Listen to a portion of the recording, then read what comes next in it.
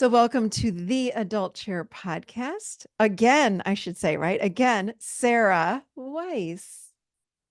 Hi, Michelle. It's so nice to see you again and be with you in your new upgraded being.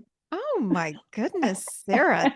Thank you for noticing. You I would know notice. that was your short. That was your short that I saw that said, you could, do all your work and then you change and then no one notices it. Yeah. But Did you I see that know that post? I saw Yes. that. Yes. Okay. I love that. Thank you. Yeah. Right. People, that's a good point. That post I did the other day on social media was talking about how when we change, oftentimes other people don't see, but you did. You see, you know. Well, thank you for being on again. Yeah, we're talking today about empaths and relationships. We're going to start out there You just and took the then words out of my mouth. We're going to start here. We're going and to, then we're going to see where we go. yeah, buckle Okay. in, everybody. We're about to have a wild ride. Here we go with Sarah Weiss today. So let's start out with, yeah, I'm so excited to have you on, and this is going to be fun. So empaths and relationships. What I'd love to do is start out asking you, what is an empath? How do you define an empath? Okay. So, just to put everything in kind of a container or context, the word empath has probably been popular in the spiritual world and psychological world now for about 15 years, let's just say. Mhm. And the world has changed so much, and the vibrational rate of the planet has changed so much that empaths started out kind of in this place where they were just feeling so much, feeling overwhelmed by so much input coming in because the nervous system of an empath is so sensitive. Mhm. So at first, compared to the rest of the world, that looked like almost a negative. It was like really hard to function, and people were confused. They didn't have even a word until the word empath became popular to figure out what was going on with them. So basically, a person who is an empath versus being just empathic, or empathetic, is someone who has this very sensitive nervous system who can sense what other people are feeling. They can sense what's going on with a tree, with a rock, with their Mhm. carpeting, who has walked on their carpeting, who, who has who has sat in their chair. they can they can feel everything. And so that becomes very overwhelming. You don't know what you're feeling at any given time because you have not been trained to bring your sensitivities into an organized, structured matrix. And Mm. it's a multidimensional matrix, and it's something that requires structure and teaching and training. And so sometimes being an empath looks like you're very psychic. Mhm. Sometimes it looks like you're schizophrenic, you know, Yeah. psychopathic, even. I mean, an empath can pick up someone's anger so intensely that they act it out, and they're the ones that look crazy when it wasn't them to begin with in the first place. Mhm. And Wow. Mm. yeah, and that's what gets crazy in the relationships because Mm. when you're an empath in a close relationship, whether it's a friendship or a romantic relationship or a marriage where you've lived together for a long time, and you don't know how to work with your energies, and you have to be able to work with energy. It's not just your psychological emotional state. Okay. Mhm. Mhm. And so it can get very confusing. You don't know who you're being at any given time. Mhm. And so in a relationship, it's almost like there's only a one side to the relationship if the Mhm. empath is not trained, because they're just feeling the other person so much Mm. and that they can't express or even know what their opinion is, right? So it becomes extremely confusing, and it can bring up feelings of inadequacy and feelings of insecurity, Mm. feeling like, you're just kind of worthless because you can't speak up for yourself. You Mm. just don't know your own identity. And so your identity, which, and by the way, highly sensitive people and empathic people make up almost 20% of the population. We're not Wow. that's a large amount of Mm-hmm. people Yeah. that are 1 out of walking 5. around. That's a lot. Right, Yeah. right, it Yeah. is. Yeah. And so that's a lot of people walking around overwhelmed, not understanding their energy, not understanding their psychology or identity. So, and it's even hard to sort it out. So when you're in a relationship with someone, so you have a good friend, and let's just say your friend is going through something with someone else or their work, and they're feeling insecure. They're feeling not confident about what's going on in a situation that is not related to you. Mm-hmm. But an empath will pick up that feeling of that person is having that feels insecure or not confident about what's happening or worried about it. And they will start thinking, oh, it's about me.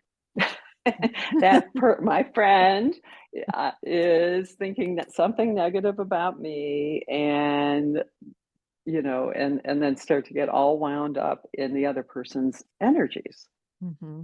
without knowing their own base, without knowing what the situation is. All they're doing is feeling the friend's insecure, anxious, you know, non-confident Mm-hmm. energy. Mm-hmm. And unless you know how to translate that into grounding, wondering, opening up Mm-hmm. to, it's not about me, but very often it ends up being about the empath. The empath just feels everything inside their own body and inside their own mind and emotions. And it looks like you become very self centered. Mm-hmm.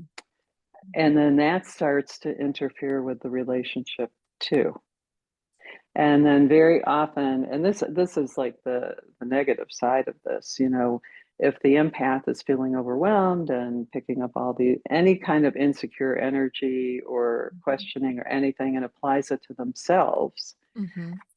then they start wanting to control the other person Mm. in the relationship. They start getting over involved and entwined with the other person, trying to figure out everything that's going on. And it can even get to the point where, an empath could say to someone in a relationship, you're not carrying enough positive energy for me. Wow. Wow. Because they can't carry it for themselves. Okay. Mm-hmm. So this can get very, very complicated in a relationship. Mm. Okay. Mm. Um, Mm. were you going to ask something? No, I'm thinking about identity, we don't know who we are. And we're so, and I'm trying to distinguish the difference between codependency and being an empath. It can get, that'll get Is it all the wound up. same? Like, yeah. I would say codependency would have the same definition of being entwined with someone else like that and not being able to let go. But an empath would probably multiply it 1,000 times Yeah. Yeah. if Yeah. they're Yeah. not aware of what's going on. Okay. And we're not born as codependents. We're born as empaths. Like we're born with that, or in that way, I should say. So we can be born with this sensitive nervous system, which I believe is a more evolved. I actually believe it's a more evolved nervous system that we are moving towards as a species. Yeah. Okay, Yeah. as human development, and that we, especially in the age of Aquarius, we are becoming much more collective oriented, collaborative oriented, and you need that kind of sensitivity to work in those areas like that. Mm-hmm. But unless you learn what's you, and identity is really hard because an empath was never identified usually as having an identity. In other words, they were judged and Mm-hmm.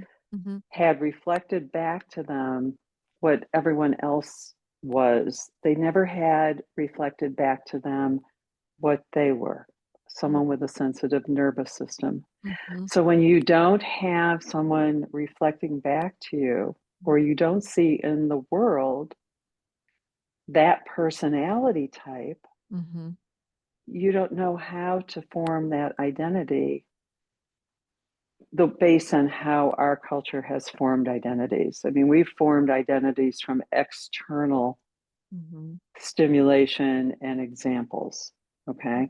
Mm-hmm. So just like there's a focus on having different identities in the media now, and especially for women and every kind of identity, you see yourself up on that TV screen or media screen, and you say, oh, okay, that's being reflected back to me, and that I recognize that helps support me. Mm. There were no empaths on those TV screens No. when we were being formed, and probably our parents didn't know how to reflect that back to us either. So a big identity crisis happens because you're so fluid that you could be one person one second and one person another in terms of what you're feeling, Mm. and you don't know what to express. And most often a lot of your emotions get overblown and intensified because you're confused.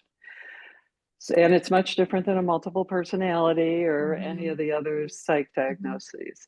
So now that we're becoming informed about empaths, people are starting to, there's lots of trainings for empaths now. People are starting to identify that. I think even the school psychologists are becoming sensitive to that now as part of an identity style on a spectrum, not the spectrum, but a spectrum of Yeah. identities that can be in a school. I mean, if you're an empath and you're in school and your teacher's having a bad day, you're not going to be able to take in that information because you're just going to feel the teacher having a bad day. Oh, I think about some of the things just myself being an empath, but growing up disassociating a lot. So would you say that's a Mm-hmm. quality of because for me, I remember the word, and that it's a word that still comes up for me. And I'm thinking people that are listening to this are going to relate to the same word, which is overwhelm. Mm-hmm. Yeah. Definitely. You know, Eh, overwhelmed with so many different things, but emotions or feeling, or, can you talk a little bit about that? As far as the disassociation, I mean, yeah. I know in my household growing up, like, wow, it was just easier sometimes just to leave. So as an adult, I had to learn how to stay in my body. I had to learn boundaries. I had to learn all these things that as little kids, we don't know if we're empaths, that we need to do all those things if we don't have parents that are teaching us. Right, right. Yeah. And we're not recognized for what the sensitivities can do and contribute to Mm-hmm. the world. Okay. And so, I get on a soapbox about initiation and birthing practices and being reconnected to your soul when you're birthed, and someone Mm-hmm. being able to recognize and see you. Yeah. In a tribal culture, it's very often they know the soul that's coming in and they prepare for that soul to be part of a community. Oh, wow. They know the name of the soul. They know the Wow. qualities are coming in. They'll know how they're going to fit into the circle and the community and contribute their part to the community. Mm-hmm. And so from birth, they're given their name. That name can change as they evolve, but they're given a name that reflects the frequency of their identity and their soul, right? God, that's beautiful. Oh, Right, it's beautiful. right. And that's what hasn't happened yet. No, no. Well, it sounds like it did It's happen at one time well, it does and we got in away from it. And now we're coming back to it. I hope Yeah, we are. I someday. mean, I think it will evolve in that direction. And so you need to be seen. You Mm, need to be seen to yeah. stay in your body. Mm, And if you're not seen and people are just projecting on you, and then you feel all those projections, you're going to split. You know, you are not going to stay around to feel all that. Yeah. It's very low frequency consciousness. Mm, Okay. mm, And so it's a lot of work to come back and to be seen and make space in the body. So first of all, your body and being gets filled up with everyone else. You know, you look at someone's aura, their field is filled up with all the mess of the world. And when your field and your body and your cells have taken on the frequency of everything around you, mm-hmm. there's no room for you there. Oh, There's no that's room. good. Oh, that's There good. really there really isn't. It's already inhabited Yeah. by other beings and things. Okay? Mm, So you have to be able to build a framework that allows you to clear and clean mm, and make okay. space Mm-hmm. for you to come back. And the being that comes back has to be the one that is your true soul being. It's a lot of work. I Yeah. mean, we're all doing that in the consciousness realm anyhow. I mean, we are all trying to come back to our true being. Mm-hmm. And it's even more work for someone who's been living a life as an empath and more confused in a way, you know. Mm-hmm. I mean, it's not it's equivalent to anyone who's had major trauma. I would put it in the category of major trauma. Yeah, I would Okay, too. Yeah. Mm-hmm. I would consider that a major trauma, and Mm-hmm. that the same amount of work that anyone who's overcoming major trauma to become Mm, more conscious, mm-hmm. I would say it's the equivalent amount of work. Wow. But the payoff when you come back and you have your sensitivities in order Mm-hmm. Yeah. is incredible because you can expand into multidimensional realms more easily than someone else. So when I studied with a spiritual teacher for 30 years, and one of the ways, the major way that I was able to learn from him was because of my empathic sensitivities. So I Mm, wasn't listening to what he was saying. I was feeling the enlightened state of his being. mm-hmm. Mm-hmm. And so I was downloading those frequencies into my body, Mm-hmm. and I was given the experience, the vision, what was possible. And then once I could see and feel what was possible within me, I then knew what my compass was set Mm-hmm. to orient everything in my being towards living that in my being, making it mine Mm-hmm. Mm-hmm. and achieving those states. So I never really listened to the teachings, Mm-hmm. but I was able to get them downloaded into me, make them a reference point, and saying, "Oh, I want to live like that. I want to live an enlightened life." And so I would, work my way towards that. And it was all from a feeling sense. Mm-hmm. It was all sensory awareness on every level. So I could also then be in contact with the higher beings that he was working with, the way the energies were downloaded to him to radiate out to the group, and hit the whole enlightenment of his being, which was connected Mm-hmm. to other dimensions, because we're not just enlightened here in a 3D little box here. This is a Mm-hmm. multidimensional experience, Mm-hmm. and really be able to figure that out more easily than other people that were just trying to figure it out with their mind. I had the real experience. I had the experience of what he was radiating. very easily.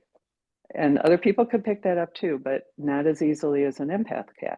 Mm-hmm. So the thing is, you have to figure out how to, if you decide that you like a certain state and it resonates for you, you have to figure out how to get there and make it yours. And Talk about that's that where a the little work. bit more. Let's go. So if someone listening now is going, well, how do I get there? I don't have a teacher for 30 years. How do we shift into multidimensional states? Well, that's interesting. So first of all, the whole paradigm of like a guru student paradigm is completely gone now. Mm-hmm. I mean, this was 50 years ago when I Yeah. started that. Yeah. And so that was the paradigm then. Mm-hmm. Now, the Mm-hmm. way that the planet has evolved and the consciousness of the planet has evolved, all those teachings that were kept secret and handed down teacher to student, are available in the air. They're everywhere. It's like, it's so incredibly beautiful Mm-hmm. that every that the atmosphere of the planet is making available all the spiritual teachings Mm-hmm. in every single breath and every moment. We are pervaded, we are embraced, we are surrounded by spiritual teachings and the higher frequencies Mm-hmm. all the time now. Yeah. And so we really are in a new place with this. Mm-hmm. Was not available before. This Yeah. was, Yeah. you know, you had to go study with a teacher and then like get to the place where you could receive something. Mm-hmm. And this now is in every molecule and atom and available to us. Mm-hmm. So having come from where I started to where we are now, I am so happy about this. I love it actually, Mm-hmm. because it's nothing's exclusive about it. It is becoming our new normal. Mm-hmm. It's the new frequency that's on the planet. Now, someone could say to me, well, I don't see that frequency on the planet right now because it's kind of crazy, right? And it is, but we are going through that transition time Yeah. from the old paradigm to the new paradigm to the 5D, the new earth, Mm-hmm. Aquarian age, and the shift of the yugas. I mean, this is a big deal right now. This is not just a little shift. I agree so much with everything you're saying because I think about when I started my practice 20 some years ago, how long it took someone to have a shift. I'd have to work with them for weeks and weeks and sometimes a year, and then boom, they'd get it. Now, 15 minutes, boom, like not even Yes, that sometimes. And it's like, I didn't, wow, that was quick and easy. It's the energy feels so different now. it does. I mean, when I was teaching a group 30 years ago, it would take us all Yeah. weekend to get to a place of just being free for a second, you know? Yeah. Now it happens in 5 minutes. Yep. And it's Yep. because of the support of Yeah. all these dimensions that are open to us now. And we're getting lots of support. Yep. The energy And is whether ready. Yeah. It's just, it really is, I mean, and it's whether you making think us of ready, I it, should say. Mm-hmm. it is, and whether you think of it as angels, guides, and teachers or Mm-hmm. frequencies, it doesn't Mm-hmm. matter Mm-hmm. because the effect is the same. So if you want, as an empath, Mm-hmm. want to be able to kind of figure out what to do with yourself, which is up to you. It's really up to you.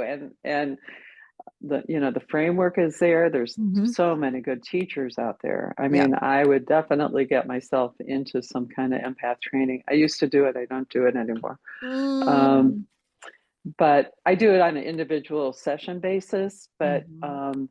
I've moved on from that. Yeah. I'm working more with the a bigger matrix. Yeah. Empaths Yeah. would fit in it, Yeah. but I've moved on from that. So I would get myself into one of the great trainings around. There's lots of good people out there training. There's, um, Judith Orloff and hers, and a whole There's a bunch of good lot of trainings people. out there. But Right. And I'm but I sure want to you've had them on here. yeah, I Hmm. have actually. I've had Judith on. But I want to ask you Uh-huh. something. I want to go back to what Hmm. you said. But I want to talk about a couple different things I wrote down here, but something that I want people to become aware of. If you're wondering, like, gosh, oh my gosh, is this me? Of course, Google it and look it up, start reading, and Okay. you'll get a sense of, gosh, this is me. But living with overwhelm, and because of what happens to our nervous system when we're young, and in the environment that we live in, it could mean we live with a lot of anxiety. It could mean we're living with depression. It could mean a lot. Hmm. It could mean we're living again just out of control or too controlling. Like, I mean, there's so many things. So consider that this could be, and I'm not going to use the words. People might be thinking, oh, is this what's wrong with me? It's not what's wrong. It's what's right. We just have to learn how to navigate our lives as empaths, really. And something that you mentioned was to clean or clear and clean. So when I Right. think about, I mean, I have a meditation, actually. It's on Insight Timer. It's on my website, specifically if you're an empath. People love this one. So check that out. Um, if you're wondering, how do I get clear? I've got so many people in my energy field. I've got the collective consciousness in my energy field. Do that meditation. It will clean and clear you off. And then you will feel more centered. You will feel more in balance. I think it's on YouTube as well. It's all over the place. Hmm. But it's the empath meditation. I know you've got meditations Oh, on good. grounding. I mean, gosh, we have so Hmm. many meditations out there. But something that is so important is that we do clean and clear off and then start learning more about boundaries. So, can you talk to us a little bit about how do you clean or clear and clean? Like, what are some things that we can do right now to help getting really clear about who Hmm. we truly are? How do we get disconnected from the collective, from my person I'm in a relationship with, from my friends, from my children, from my mother? We're like, when we're empaths, we're so, I call it blobbing. Right. We're That's a blobbing good onto word. It's a everybody good, else. Like, right.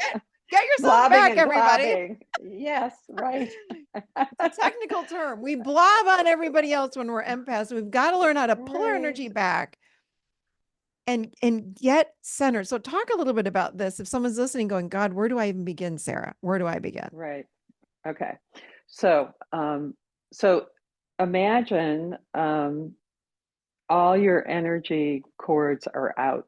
They're external Mm-hmm. and Yeah. they need to come back in. So they're antenna, what are those sea creatures with all those little things coming out? Anemones, Yeah, right? yeah, yeah, yeah, yeah, Yeah, they yeah, have all yeah, those little things. yeah. So the very first thing is picturing yourself,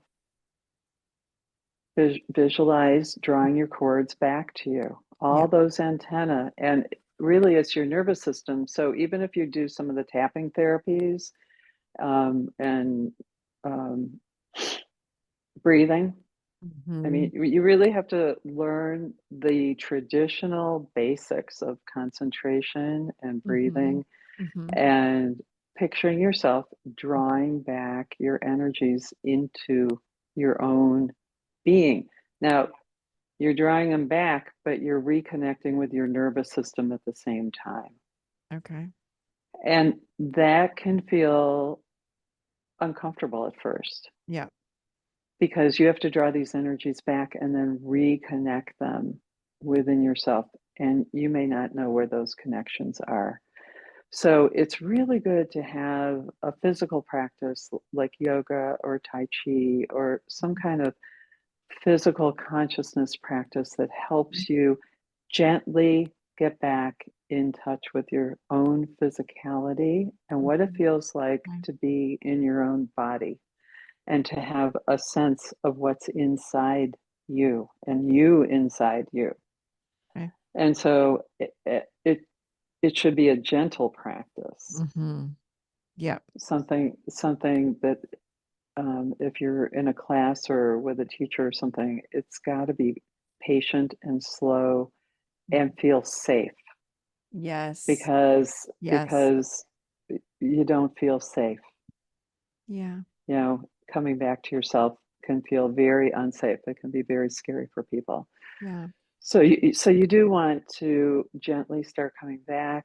I personally love grounding with Mother Earth. Mm-hmm. So I like to direct my energy down into my full body Mm-hmm. instead of just my head, Mm-hmm. and bring my awareness very gently back to, my breath, my, a traditional relaxation practice that has you go through the whole body. And people tend to poo poo those practices and think they're too simplistic. Mm-hmm. They're the most important practices you can do. The relaxation practices are very, very important. When you learn how to do those and can Mm-hmm. appreciate it, Yeah. it'll take you into a very deep state. Are you talking like So, a yoga nidra where you're just starting at the top yeah, of your head and just going, yeah, beautiful. hmm Mm. right, yeah, Yeah. simple. You Yeah. start simple. Yeah. And so I love the practice of, coming down, because we're always going up and out, and, Mm. Mm-hmm. feeling the belly breathing Yeah. and releasing the lower back. Yep. And here's one that people don't talk about, which is softening the coccyx, the tailbone. Okay. Talk about that a little Okay. bit. Okay. So when you see a dog that's afraid, Mm-hmm. its tail is tucked under and Yes. rigid. Yep. Okay. Same with us. So what our nervous system and the cerebral spinal fluid and all the spinal nerves and cranial nerves are all connected through our spine and cranium. And that root chakra and the tailbone Mm-hmm. are where we hold the most rigidity Mm-hmm. and tension, but we're not aware of it because in our culture, we're not allowed to feel that area. Mm. Yep. True. We've been kicked out of there. We have to reclaim that Yeah. area of our Yep. body. Yep. Okay, so you can like think you're relaxed, but you're not, Mm-hmm. because you're not in touch with all of your being. And so just inviting that tailbone to soften and relax and feel the lower back and the hips spreading. No woman wants to feel her hips spreading. So true. Well, we're relaxed. Our hips feel like they're spreading, even Yep. though they're not. Yep. I love it. And so, it's even hard to allow yourself to get that relaxed. Yeah. But it's like when you come back and you get all the way connected into that coccyx, into the tailbone, Mhm.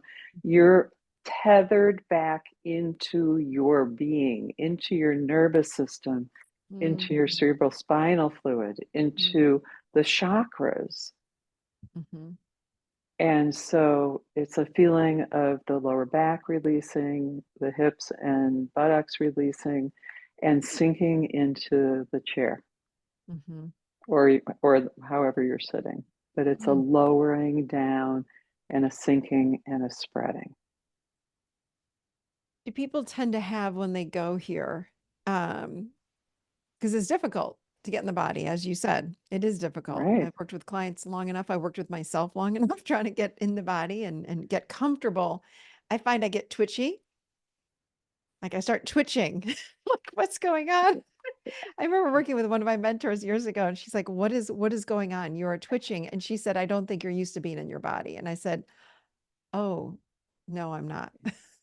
Right, No, right. Which is why I think it's good to get into a training and with other people to they can help you watch do and help. this. I agree. Right. Watch and help. Um, Mhm. and so, and also if you've had trauma to the lower part of the body, the Yeah. sexual trauma or any kind Yep. of surgeries or anything that has really been traumatic to separate you off from your body, Mhm. then that is even more challenging. And Mm. it's I see it as empaths reclaiming their space and place. Yeah. And the space in their own body, and their place on earth as beings who are here to really give something important to the human race, and to kind of be the scouts out there that are creating the pathways for people to understand supersensitivity. Well, let me ask you a question about the energy field. And you talked about Mm-hmm. this, the chords that we, because I want to ask your opinion, because I've always heard that when we even have a thought about somebody, I'm sending a chord out, and there it is. I was thinking about you the other day, Sarah, and I sent that chord right out to you, right? And then Yeah. therefore we're connected. So isn't it true that we really need to be cutting cord? And this is everybody, not just empaths, correct? Right. Right. So we need to be cutting cords, honestly, throughout the day, or at least once a day. How often do you recommend cutting cords with people? So I don't see it as cutting cords. I see it as connecting up your thoughts to your body and your Mm. awareness, and then raising them to a higher frequency. Okay. I think the idea, I would say for me, the idea of cutting cords is kind of like an old paradigm Okay. idea Mm-hmm. that worked then and was Mm-hmm. what we had as a modality then. Yeah. And now the availability of these higher frequency awarenesses in our being allows us to actually be more aware. I mean, the way we're in an environment now where we can be more aware, and we can feel in our own body and being what a heavy duty thought feels like Mm-hmm. versus a loving thought, because that's where it lands first. Yeah. Yeah. So if you have some kind of thought about someone that is not the most pleasant of thoughts, you're going to feel it first in your body, and it's going to take your body down first, Yeah. and it's going to radiate out into the morphic field, into the field of our unity consciousness. Mm-hmm. So, in the old paradigm, it was like black magic. I mean, people Mm-hmm. would perform ceremony to intentionally, or voodoo or something, to intentionally inflict harm on another person. Mm-hmm. Now we are looking at that and seeing the more subtle, pervasive effect of any kind of less than pleasant thought and feeling in our body. And the voodoo person wasn't thinking, or the black magic person wasn't thinking about what it was doing to them. To They them. were only thinking what it was doing to the other person.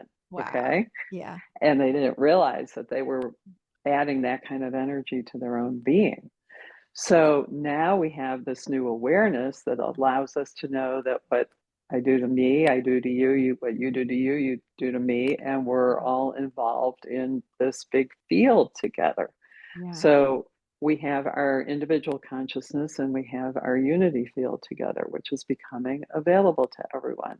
Mm-hmm. So, so you do want to, I would say, aspire to raise the consciousness and the frequency of your thoughts and your feelings as best as you can, and even the relaxation in your body. So you don't, if you're walking around in fight flight, you're adding that to the collective whole, and you're also, compromising your own immune system, Mm-hmm.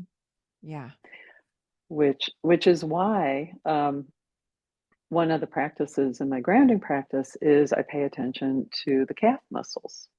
Yes. So once we've worked with the tailbone, then come down to the calf muscles, and the calf muscles are actually the first muscles that fire when we go into fight flight. Oh, I didn't know that. I know. And of course, if you need to run away, those calf Yeah, muscles are going to be the very first thing that just totally. perks up and sends you We're off, out of right? here. Right. So the calf muscles need some attention. And Mm. who thinks about their calf muscles other than, like, do they look good? Right. Exactly. Right. So bringing your awareness down into those calf muscles so that you have an interior sense of inviting them to soften and Mm. release. Mm-hmm. Actually takes you out of that fight flight state Mm. and draws your energy again further into your own being and your own flow. Mm-hmm. Okay. Yeah.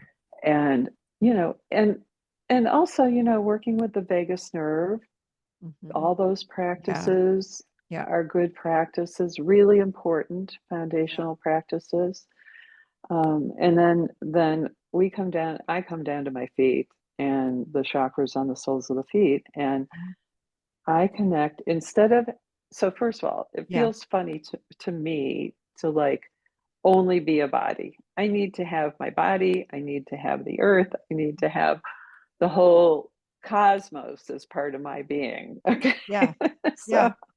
so so when I was 19, Mother Earth like shot up from underneath my feet and showed me how to feel my connection with her energetically through my feet. Did I ever tell you this? I don't know. No. Tell. No. Oh, You tell. yeah. Okay. I was in art school and we had an assignment to go out to the woods and do some nature photography. And I got on my car, I was walking down the path, and all of a sudden my feet got stuck to the earth and I literally could not move.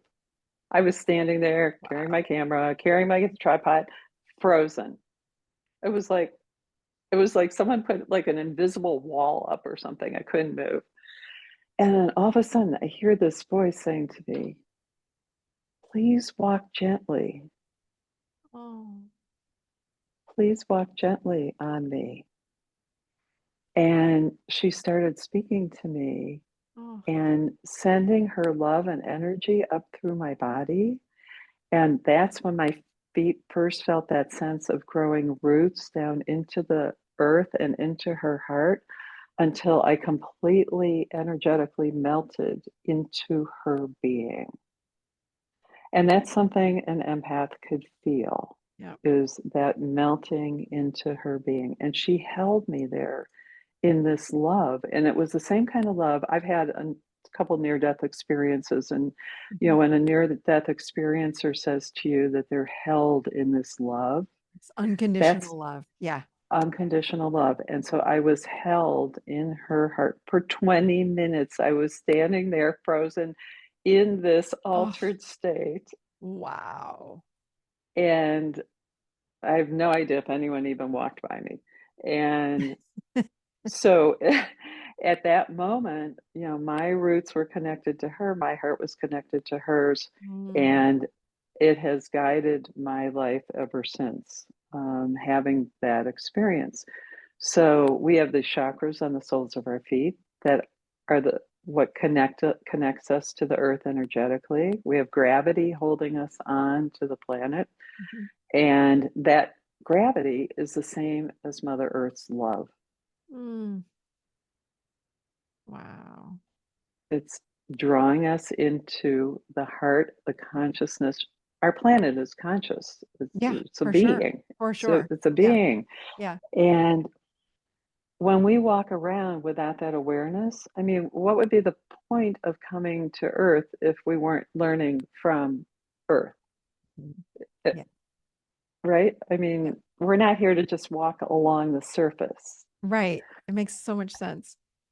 And so when she taught me that directly, that's when my whole life changed. I felt like I had come home.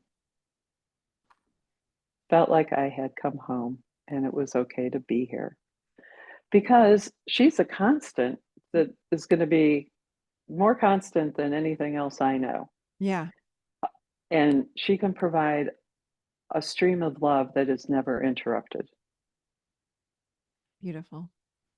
And so we can live in an embodied state feeling that love all the time. We can live and walk, talk, and think in that state, Mhm. living within her consciousness. And it makes so much more sense out of being here on earth. Wow. And Blake, your son, was referring to this in the interviews you did with him. In the That's what, podcast. Yeah. yeah, in the podcast. And so, all my teachings and all my wish for people is that they can connect with this, Mm-hmm. because it's a constant, an infinite constant that is part of the embodied feminine state, Mm-hmm.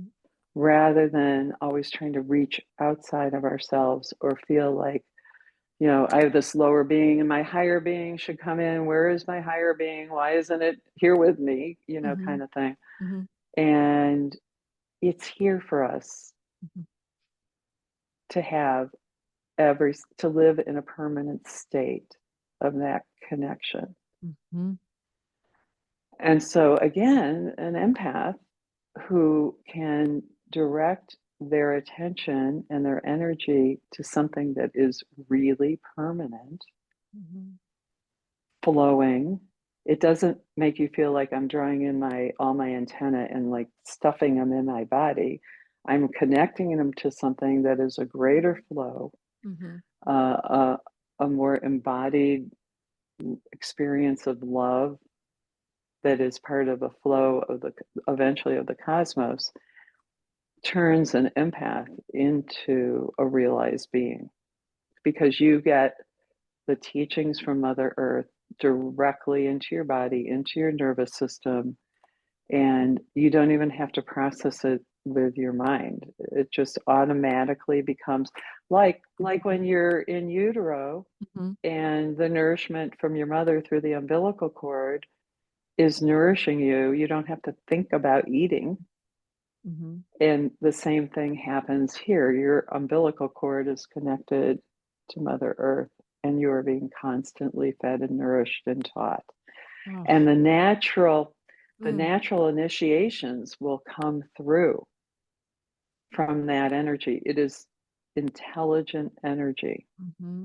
just like someone who does psychedelics or has a Mm-hmm. transcendent experience. You go into a place where there is this incredible intelligence, Mm-hmm. right? Oh yeah. Yeah. Right? Mm-hmm. And so this is an embodied way of walking, talking, and being in your life, of being able to connect with that intelligence and having it inform your being continuously. Mm-hmm. And so there is a natural wisdom to living on earth, to being a human who grows up into a realized, mature being who has benefited from being on earth, who can then move on to their next life, Mm-hmm. having fulfilled the experience that was meant for earth. We're not meant necessarily to have a miserable experience here. Right. We're miserable when we're disconnected. Ooh, okay. I'm sorry, I'm pointing. That was powerful. We're miserable when we're disconnected. Spoken with so much truth. This is it, Sarah. We are living lives so disconnected.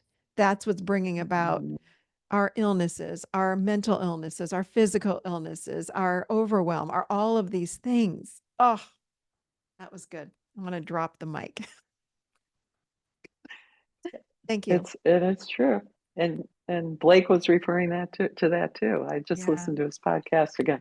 But it's really true. So it will take you through natural developmental stages, Yeah. through that intelligence. It'll take you through challenges, just like any kind of initiatory rite can take you through challenges. Yeah. But those challenges, when you meet those challenges, then you evolve your consciousness. They're Yeah. not just random circumstances that didn't have any meaning. Mm-hmm. And so our sense of what life on earth is feels very well, disconnected is the word, but it feels like such a narrow strata Yep. of consciousness that we limit ourselves to. And there is just so much more that we could be experiencing. And we need to spend time without, and I'm holding up my cell phone, without our Hmm. phones. These things are disconnecting us, among other things. But this phone, whether it be social media or texting or emails, or I'm bored, so I'm going to get on YouTube, or whatever it might be, it seems like that's a way to connect all of us. But honestly, it's disconnecting us from who we truly are, from the earth, from our spirit guides, from God, from all of the things. So we need to get more in the moment, ground ourselves in, connect back to Mother Earth. And this is where the magic happens. This is where we reawaken to who we truly are, to the true self. And we Right. live And from that, that perspective. And right. our whole lives change. It's the mother reflecting to the child, we are the Yes. child, who they are Yeah. with the best intentions. Yeah. Um, and so this is part of the feminine mysteries, Yeah. which are waking up again now. I was just going to say that too. Yeah. The good news is we're going in this direction where we are waking up to all of to all of the things that you're talking about. Um, it's beautiful. I'm feeling like, gosh, I'm glad I'm here on this earth at this point in time, which I haven't said that a lot lately because it's been really hard. Living as an empath is hard, but also just sometimes living on this planet, it's really hard because there is so much anger and, who are you voting for? And it's like, oh my God, where's the love? I just want to connect back to love. And it feels like it's here more than ever. Right. It's coming. And it is coming and it's here. Yeah. And if we can't live in that, Yeah. then we're not able to provide, Mm-hmm. contribute for our nurture ourselves and other people. We're not providing the living energy, the living love that we can provide. Yeah. Yeah. Um, and there's the one thing I can say about some of the teachers on YouTube, there are a few that really carry the living energies, and when you can Mhm. find them and feel that from them, it's really, really, really nice. Um, but that's kind of how I live my life. It's like, okay, I can supply my own energy, which we all need to know how to do. Yeah. Because if we're not, we're trying to get it from other people and other things. Mm-hmm. So so after you learn how to relax, after you learn how to connect to your energy and your body, then you learn how to clean and clear and maintain your Mm-hmm. energy so Mm-hmm. that you know you are sourcing Mm-hmm. from an infinite source and maintain your level. You have to maintain a certain level. I can feel when I drop below Yep. and everything like becomes something I want to grab from the outside. Mm-hmm. And then I know I have to like reconnect and come back in and connect back to source. And once I can do that, then I can be much more available to participate in life with other people. Yeah. And for an empath to know that they can source their own energy, it's really, really important. It's pivotal to know that you have a place to come back to Mm-hmm. where you can plug back in, get filled up, Mm-hmm. come back to yourself, shed anything that you've picked up. Mm-hmm. Now, if we lived in a much more enlightened culture, empaths would not have as difficult of a time as they do. Mm-hmm. Yeah. Okay. Yeah. Yeah. It's a particularly difficult time right Mm-hmm. now. Um, What do you ever recommend that we pull our energy fields back closer to self? the And I'm it wondering, it is it an yeah. empath thing that we tend to, I'm way out here, or, that we go way out, we're in the collective. I found myself recently getting very angry, like unusually angry when I have a thought around like, there's so much talk right now, especially for people that are, let's say 40 and older, talking about menopause and how little information is out there. And when I start thinking about it, the amount of anger that comes through me, I'm like, I don't feel like this is all my anger. I realize it's the collective, right? So I've been feeling this intuition also to just, okay, come back, come back. You're too far out. Do you ever recommend that we as empaths do that? So I would say look at what you're connected to. Okay. So I don't think it's a good idea to make yourself smaller and tinier, you know what I mean? To like control your field in Mm-hmm. a way that is one dimensional. Right. Okay. Mm-hmm. So you want to come back, reconnect, and be in a flow in your field Mm-hmm. rather than shrink a field. So, but my question is when we feel something that doesn't feel like it's ours, right? So Hmm. I'm in a relationship. My husband is in a bad mood, and all of a sudden I'm in a bad mood, like, uh-oh. So again, I'm going to go through clearing and grounding and cleaning myself off, grounding and Right. And you're going to enjoy your big expanded field all by yourself. oh. Okay then. I'm not going to invite him in then. Yes. And actually that brings up a really interesting teaching that's coming through with the new paradigm. Okay. Our old way of being in relationship was merging, Yes. right? Yeah, true. Right? Okay. The new frequency of relationship is that each person is connected to source. Oh, I love this. And there isn't personal merging when each person is connected Mm. and know they serve and can be served by source.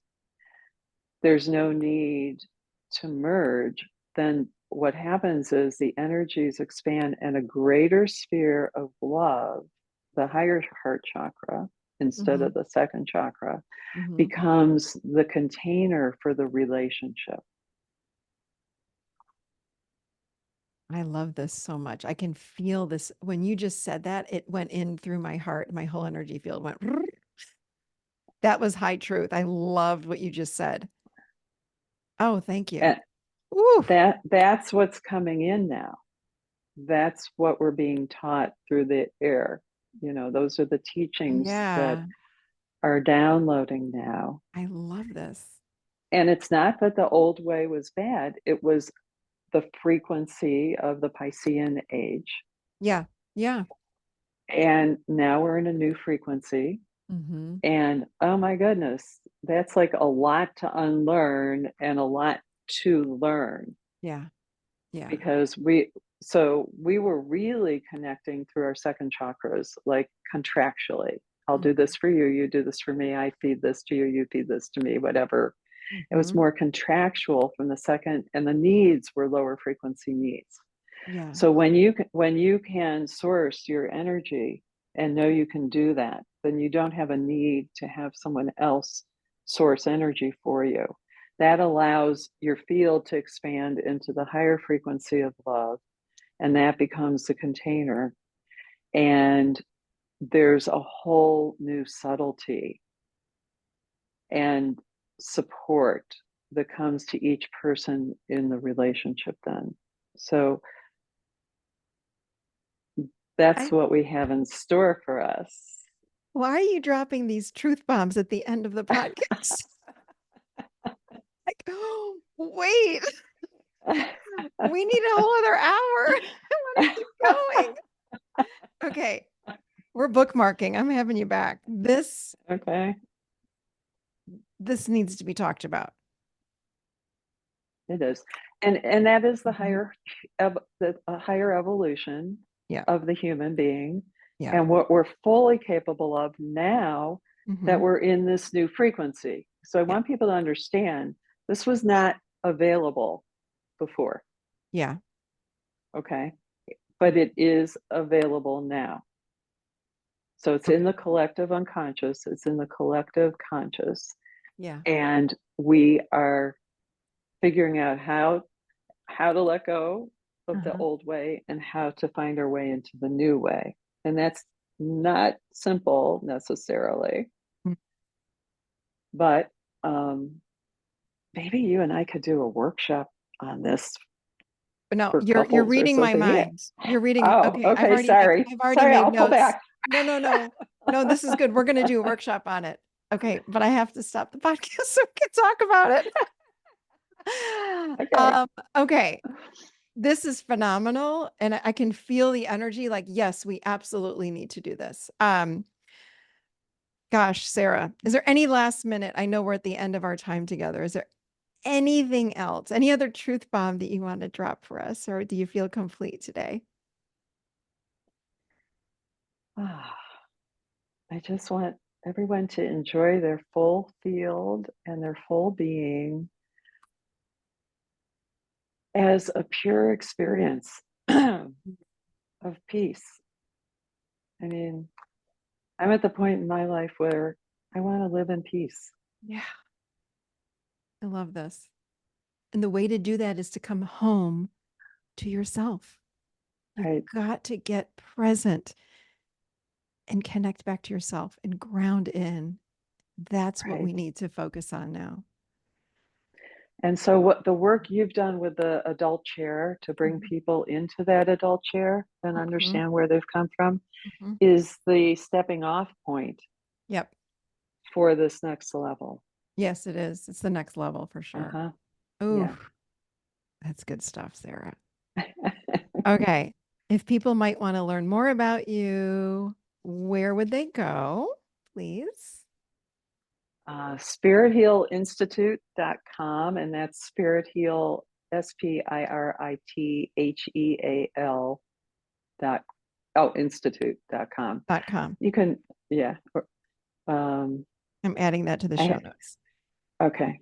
And I have a lot of free meditations on there and some classes that are coming up. And there's a free class actually on August 17th. It's a Saturday morning. Every 2 months, I'm doing a free introductory class to the grounding and the sacred circle that grounding creates.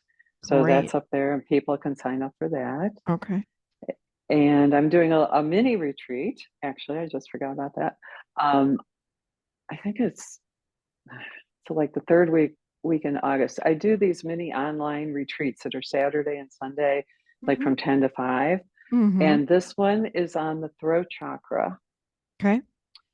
and the evolved sense of what the throat chakra is. Oh, okay. So it's not just about our personal expression, it's more about the consciousness of how we translate and channel higher frequencies into our life, Oh, because that's good.